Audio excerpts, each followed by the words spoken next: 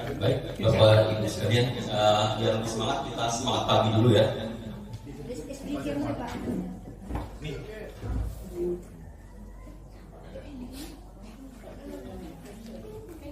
Gimana Bapak Ibu? Semangat pagi. Pagi. Luar biasa. Sekali lagi ya. Semangat pagi. Pagi. Luar biasa. Terima kasih Bapak Ibu sekalian. Sebelumnya saya mengucapkan terima kasih atas kesediaan Bapak Ibu sekalian yang telah berhadir di sini.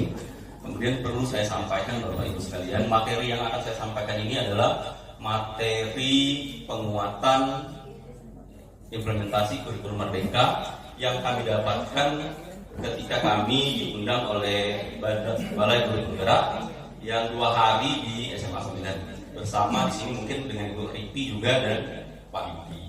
Kemudian salah satu tugas setelah kami mendapatkan materi tersebut adalah kami harus mengimbaskan materinya ke beberapa rekan guru dan beberapa sekolah. Kemudian saya berkonsultasi dengan instruktur kemarin, Pak, saya di sekolah saya ada acara ini, bagaimana kalau saya melakukan penugasan di acara ini? Dan alhamdulillah dibolehkan oleh instruktur yang membersamai kami pada kegiatan tersebut.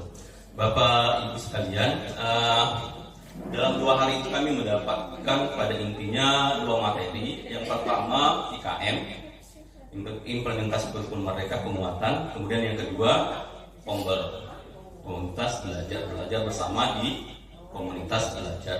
Untuk itu hari ini saya ringkaskan materinya tidak lama Bapak Ibu sekalian. Kemudian karena di sini juga ada Ibu Titi dan Pak Yudi yang sama-sama mengikuti acara itu, mungkin nanti saya juga minta bantu dengan Ibu Titi dan Pak Yudi. Itu Bapak Ibu ya, kita mulai saja Bapak Ibu. Kembali dengan speakernya, terima kasih sekali lagi Pak.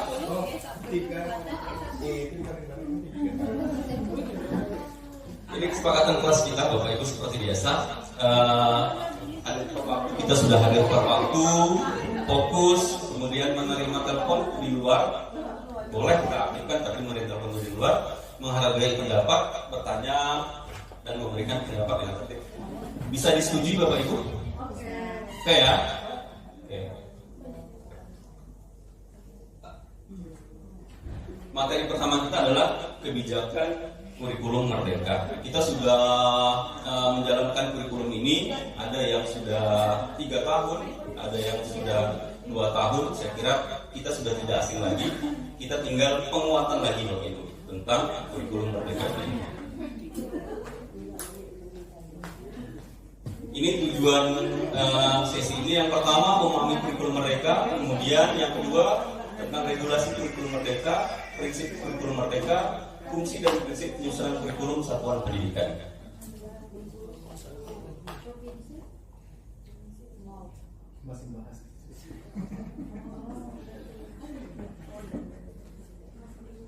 Nah, Bapak Ibu sekalian, sebelum kita berdiskusi lebih lanjut tentang kurikulum Merdeka, ada sedikit permainan.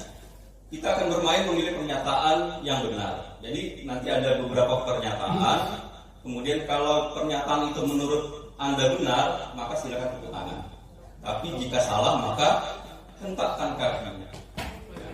Bukan tepuk kaki ya. Tidak bisa tepuk kaki. Hentakkan kakinya. Oke Bapak Ibu, paham ya?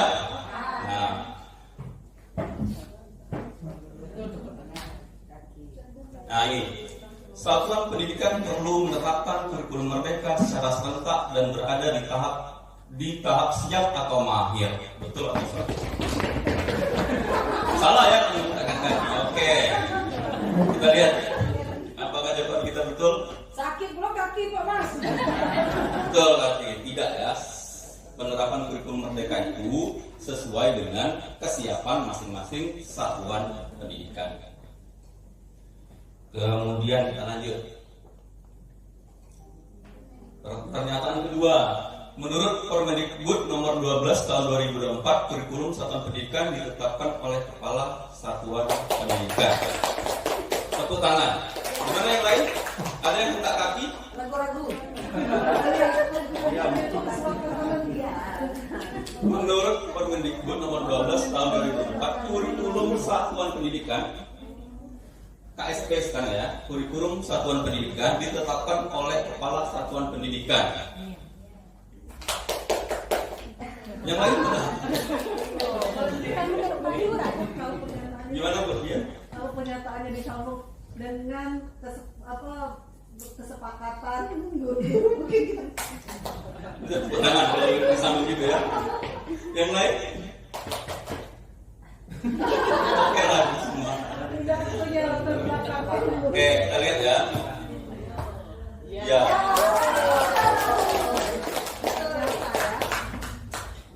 Oke. Masih ada nggak? Pembagian peserta didik ke dalam gaya belajar visual, auditory, dan estetik perlu dilakukan sebagai salah satu bentuk pembelajaran pembelajaran. Ya, salah satu iya. Betul. Ya. Salah satu iya. Salah satu. Oke. Satu kan? 100% betul. Salah satu kan? Oke.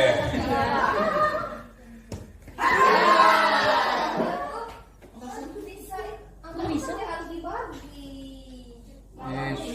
Bapak jangan lupa Kenapa tidak? Kenapa tidak? Oke, ada pendapat?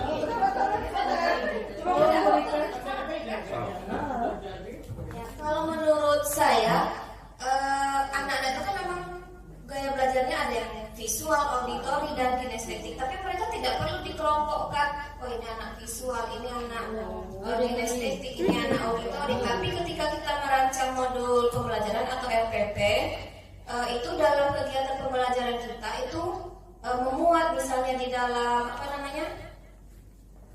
di dalam kegiatan awal itu kita mengakomodir siswa yang memiliki gaya belajar visual dengan cara memperlihatkan gambar seperti itu. Nah, kemudian kegiatan inti misalnya bahasa Inggris itu di kegiatan intinya mereka mendengarkan percakapan. Nah, kemudian setelah itu nanti mereka tadi mendengarkan text listening, kemudian mereka nanti melakukan role play dengan kinestetik seperti itu. Oke, betul sekali pendapatnya. Makanya tidak harus kita mengelompokkan anak itu. Oh ini anak visual, oh ini anak auditori. Tidak usah, tapi kita menyediakan berbagai macam alternatif itu. Jadi tidak harus kita, oh anak ini harus visual, enggak. Tapi dalam proses pembelajaran kita, ketiga-tiganya itu kita akomodir, harus ada. Itu penjelasannya di bawah juga. Sumber dan strategi pembelajaran perlu disesuaikan dengan yang paling efektif untuk mencapai tujuan pembelajaran tertentu.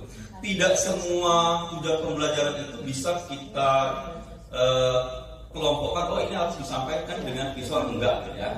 Nah, ini harus dengan kinestetik, enggak. Kadang-kadang ada tujuan pembelajaran tertentu efektifnya disampaikan dengan visual. Dan tidak ada orang atau tidak ada siswa itu yang dia ekstrim hanya kinestetik saja, dia nggak bisa dengan visual, enggak. Pada akhirnya mereka tuh justru ketiga-tiganya. Ya, Kalau misalnya ketiga-tiganya. mereka bosan, mereka juga bergerak. Bergerak. Jadi itu tadi, tidak usah kita, oh ini visual, anak ini enggak. Tapi kita memfasilitasi ketiga-tiga gaya belajar itu. Baik dalam konten, proses, maupun proyeknya. Itu Bapak Ibu ya. Jadi kita nggak usah bingung-bingung lagi. Oh saya harus ini anak kinestetik, harus saya nggak usah. Di PMM itu sekarang ada fitur baru ini, belajar bersama di Kombel di komunitas belajar. Jadi saya terangkan seperti Bu ini disampaikan, kita bisa bergiliran buat jadwal gitu ya. Kita sepakati materi apa yang akan kita pelajari di setiap pertemuannya. Misalnya dalam minggu ini, pertemuan minggu ini kita kurikulum merdeka. Nanti kita tunjuk salah satu sebagai fasilitator. Fasilitatornya tinggal mengikuti langkah-langkah yang sudah ada di PMM ini. Jadi tidak susah lagi. Sudah ada semua langkah-langkahnya, mulai dari awal, kemudian ketika kegiatan, sampai dari akhir kegiatan. Misalnya ini, seri belajar bersama ini diperlukan untuk menggerak dan dalam mengembangkan strategi pelaksanaan kegiatan dalam komunitas belajar. Jadi tujuannya supaya Kombel itu betul-betul ya wadah belajar gitu ya.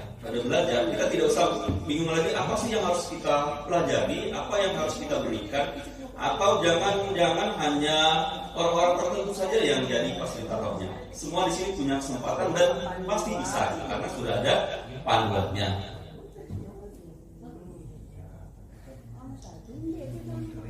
Nah, ini tujuannya Bapak ya.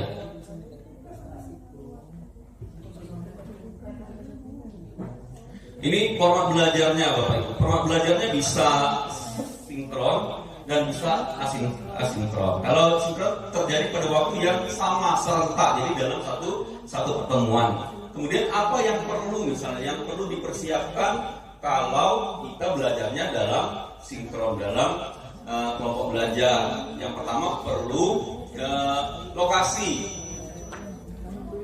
Bisa luring, bisa daring Bapak Ibu ya. Bisa pertemuan seperti kita ini bisa daring dalam Zoom, dalam meeting juga bisa. Kemudian ada pembagian perannya, ada hostnya, kemudian ada PJ penanggung jawab ya, seperti tadi ada ice breaking-nya. Kemudian kalau dari